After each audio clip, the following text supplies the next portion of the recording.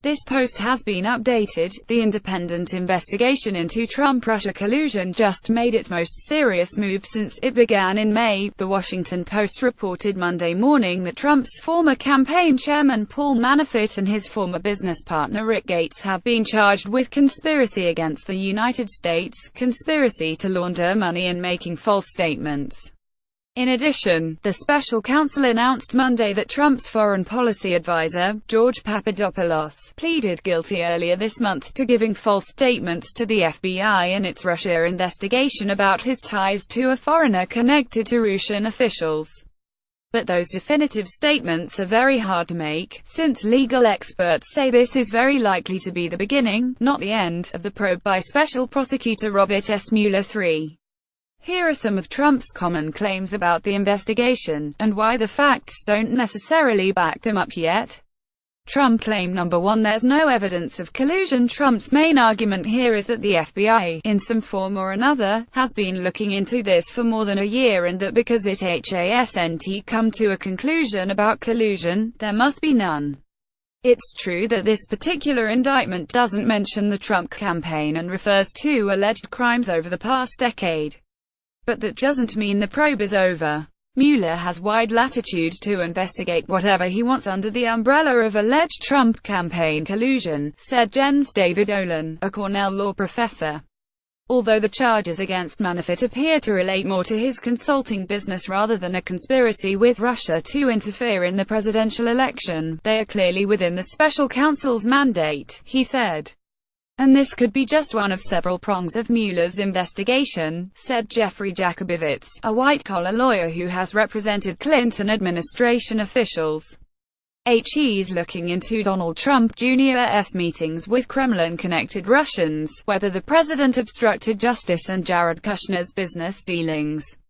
Mueller would have hired 17 people to investigate these events just to indict some tangential person unrelated to the campaign, Jakubowicz said. Plus, Mueller's team has only been on the job since May. It has impaneled a federal grand jury and now is charging Trump's former campaign chairman. Those are both significant escalations in a 5-month-old investigation. Congress also is investigating alleged Russian meddling. Earlier this month, the top Senate Republican and Democrat on the Senate Intelligence Committee said that after 8 months of investigating, hundreds of hours of interviews with more than 100 people and nearly 100,000 pages of documents, they aren't ready to rule out collusion. Translation: at the very least, accusations that the Trump campaign worked with Russia are not a hoax. It's worth significant time and resources for 3 committees in Congress and 1 independent investigation to continue to look into on a variety of fronts. Claim number 2: these charges have nothing to do with the Trump administration. A building containing a condominium owned by Paul Manafort in Alexandria, Virginia, that the FBI raided this summer. Michael Reynolds' European press photo agency. Manafort and Gates are charged with something that does not seem directly related to Russia collusion. Trump has argued that this has nothing to do with his campaign. Many legal experts think Mueller is putting pressure on these outside figures to get them to cooperate by sharing what they know about Trump's inner circle. If true, that would explain the FBI knocking on Manafort's door in an aggressive pre-dawn raid of the special counsel looking into former National Security Advisor Michael Flynn's son. I think one of the things he's trying to do is trying to get Manafort to flip and cooperate on the broader investigation, Jakubowicz said. Papadopoulos' guilty plea is directly related to Russia, in that he gave false statements to the FBI about his interaction with a Russian who had ties to the Russian government.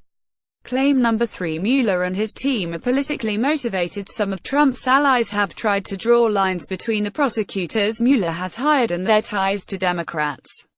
Since Mueller's team is operating behind closed doors, it's been hard to directly rebut that.